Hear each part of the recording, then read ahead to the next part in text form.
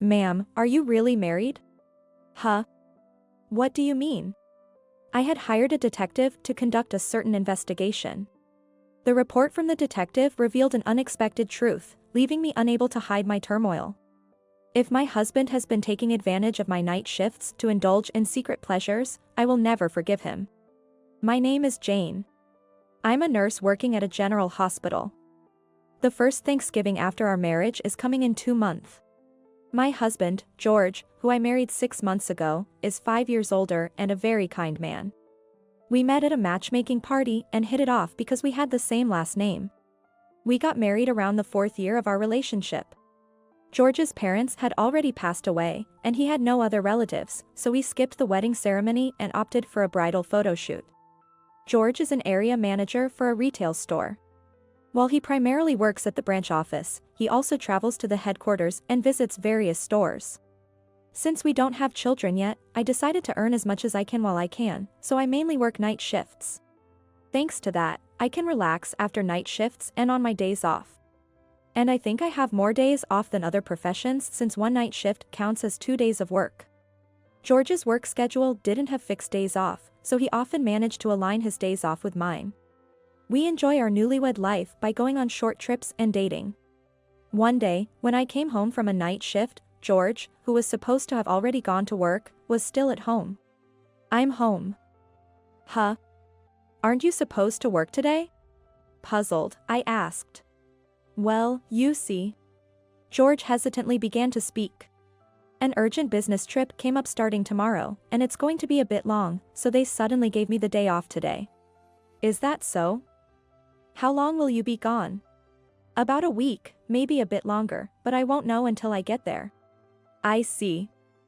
I hope things go well. I was disheartened by the sudden and extended business trip. It was because I'm off tomorrow and the day after, and I was looking forward to spending a quiet evening with George. Since my days off are rarely consecutive. But it's just part of his job, so I accepted it and decided to take George to the airport. It takes about 2 hours by car to get to the airport. And from there, it's about a 2-hour flight to the headquarters in New York. After seeing George off at the airport, I wandered around the building for a while. Then I had lunch at a well-known nearby cafe and headed home.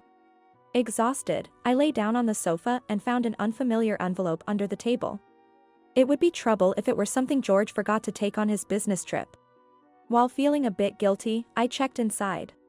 Inside, there were photos of George with an unfamiliar woman and a little girl, probably around 5 years old. The album contained several photos of the girl in front of a kindergarten, smiling innocently. What is this? My mind went completely blank. Could it be an affair? And with a single mother, of all things. Unforgivable. An affair. With that thought, I found myself unconsciously calling George's company. After identifying myself as an acquaintance of George. Making up a reason, I inquired if he had gone on a business trip. Only to be told that he had taken leave for bereavement. Moreover, I was informed that the company hardly ever sends employees on trips from the branch to the headquarters. What does this mean? He told me he was leaving home for a business trip, but bereavement? I wasn't informed of anything. Thinking that he lied about the company and took time off to meet the woman and child in the photos, I started looking for a detective agency. I selected a detective agency and decided to visit their office the next day. For the 4 years we have been together, it turns out I have been continuously lied to. There were no business trips. I felt incredibly empty. Perhaps due to accumulated fatigue, I fell asleep without realizing it. When I woke up, it was 6 a.m. the next morning. Since my appointment at the detective agency was at 10 a.m. I prepared everything and carefully placed the envelope I found the day before into a large bag so it wouldn't get creased. At the appointed time, I walked through the doors of a detective agency for the first time in my life. All the words I had planned to say vanished the moment I opened the door to the office. The person waiting at the detective agency was a man in his mid-20s, dressed casually like a student. Perhaps sensing my surprise at his youth, the man said, "Do I look like an unreliable detective?" He laughed with an easygoing smile, lightening the mood. "Oh, no, sorry. It's just that I'm a bit nervous since it's my first time here." I replied reflexively, but he gestured for me to take a seat on the sofa. After some small talk with the detective, I took out the album that had sparked my suspicions of an affair. His actions were swift and professional. He efficiently began making copies of the necessary evidence.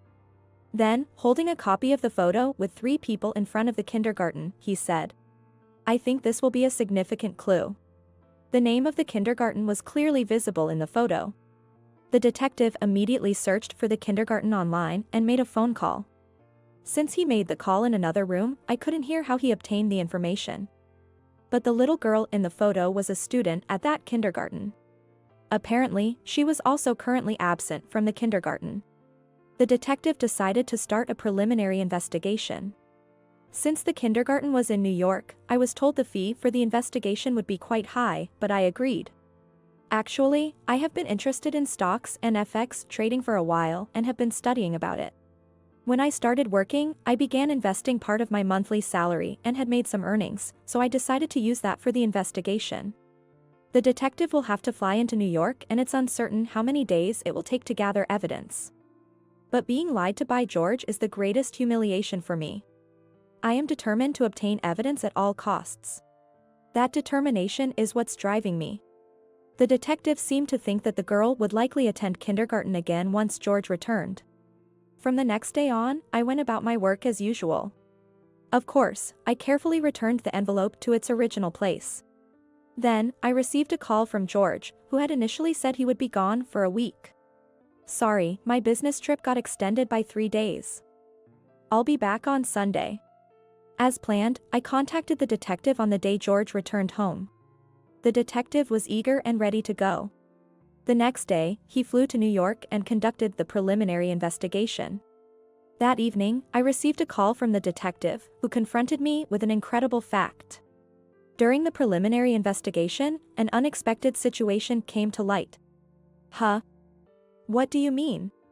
I was completely confused. "First of all, I'll be returning tomorrow, so do you have time to meet?" "Yes, as soon as possible," I replied and headed straight to the office after my night shift the next day. Was it really an affair? As I asked, the detective seemed hesitant to speak. "No, it seems to be a more serious matter than that." The detective looked so serious that I was at a loss for words. "First, it's true that your husband took leave for bereavement and was absent from his company. But, are you really married to George?" "Huh? What do you mean?" "We officially got married 6 months ago.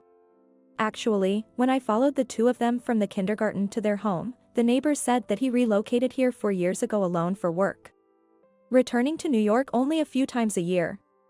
It seems he stayed in New York for about a week for the funeral of his wife's grandmother." "That can't be." I was speechless. "Since you and George originally had the same last name, I can't say anything for sure at this stage. But I recommend you check at the county clerk's office." Taking the detective's advice, I thanked him and went straight to the clerk's office. There, I asked for a copy of our marriage license. They told me there was no record of my marriage. No way. This must be a mistake. I got married 6 months ago. Confused, I raised my voice to the female staff at the counter. She also seemed troubled and said, "Even if you say so, we still can't find any record of marriage." Yet, I insisted and pleaded. "Please check again. My husband's name is George. Please." The clerk, looking truly sorry, kept apologizing to me. I was nearly in tears. Confused, I remembered about the day we submitted our marriage registration. I was supposed to work that day, but George insisted on submitting the marriage registration alone on a lucky day, and went on his own to the clerk's office. I never imagined that the marriage registration had not been submitted. After shedding tears, my emotions gradually settled. I apologized and left the office.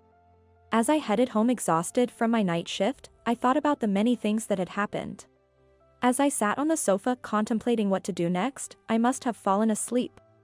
When I woke up, George was there, preparing dinner. Seeing him like that, I was reminded of the woman and the girl in the photos. I was furious at being deceived, but realizing that losing my composure would solve nothing, I managed to control my emotions. From that day on, I kept a smile on my face in front of George. About a week had passed since my visit to the clerk's office. I wondered if there was any way to find out about George's legal wife from his phone or surroundings. George was prone to forgetting things, and it seemed that he had accidentally left his phone at home that day. I had the day off, so I thought about returning it to him, but decided to check it out first. Normally, it's not right to look through someone else's phone without permission, but I couldn't afford such considerations under the circumstances. Believing that my mental state couldn't withstand this situation much longer, I felt I had no choice. Since George occasionally said his PIN code aloud while unlocking his phone, getting past the code was easy. From there, I found the contact details for the woman whose icon photo was of the girl from the photos. I immediately called this woman. On the third ring, "Hello? Who is this?" I heard the calm and refined voice of a woman. I said, "Are you George's wife?" The woman's tone, previously elegant, turned perplexed. "Yes, I am. But who are you?" I met George while he was on a work assignment, and it's hard to say this, but we're currently living together. So there really is another woman over there. I understand. I was actually planning to visit George's family home for Thanksgiving. Could we talk then? This was an unexpected turn of events for me. I gladly accepted her offer. A few days later, George told me, "Sorry, but I'm going to go back to my hometown for a reunion over the Thanksgiving holiday." I had been waiting for George to say this. Of course, I immediately agreed. According to the woman, George's hometown is just nearby. I had heard that his parents were deceased and he had no other relatives, but it turns out both his parents were alive and well, still living in the neighboring town. With 1 month left until Thanksgiving, I decided to find a lawyer experienced in matrimonial issues and planned to thoroughly punish George. Until the day of the showdown, I interacted with George as usual, though it was emotionally painful for me. Finally, a month later, the day arrived. I told George the first had a night shift starting the evening before Thanksgiving Day. "Then, take care and have fun," I said with a smile as I left the house. Of course, I had already explained the situation to my workplace and taken leave for 4 days. I stayed at a business hotel that night, and the next morning, I went to the meeting place with George's wife, where I found the elegant woman I'd seen in the photos. Her name was Emily, and she had been married to George for 6 years. They had a 4-year-old daughter, the girl in the photos. After briefly sharing our backgrounds, Emily and I proceeded with the plan we had made. Emily had come all the way from New York with her daughter and her parents by plane. Since it wasn't a conversation for a young child to hear, her daughter was with Emily's mother at the hotel. Along with Emily's father, we headed to George's parents' house. Emily had already informed George's parents about the situation, and I was surprised to be met with deep apologies from them upon seeing me. Then, the evening of Thanksgiving Day, George arrived promptly and opened the living room door of his parents' house. "I'm home. Welcome back." The one greeting George with a smile wasn't his parents or Emily, but me. Seeing me, the color drained from George's face. "Why are you here?" Shocked, George faced me as I said, "What's all this? Weren't you married to me?" I replied with a calm smile. "No, this is." George stood there, pale and unable to move. Then Emily, her father, and George's parents all appeared, completing the group. Everyone glared at George. Emily quietly began to speak. "What is this, George? You were assigned to work here, but we had just had a child and needed my parents' support, so I asked you to come alone. But then to have an affair and now bigamy." Emily was so calm her words sent a chill down my spine. I was truly grateful to have her as an ally in this situation. I too piled on, unleashing a torrent of words. "George, so every time you said you were on a business trip, you've been meeting your family. Why did you even approach me if you were married? Thought you could deceive me? This is marriage fraud. You're such a scum. And when I inquired about your business trips at your company, they said you hardly ever have any.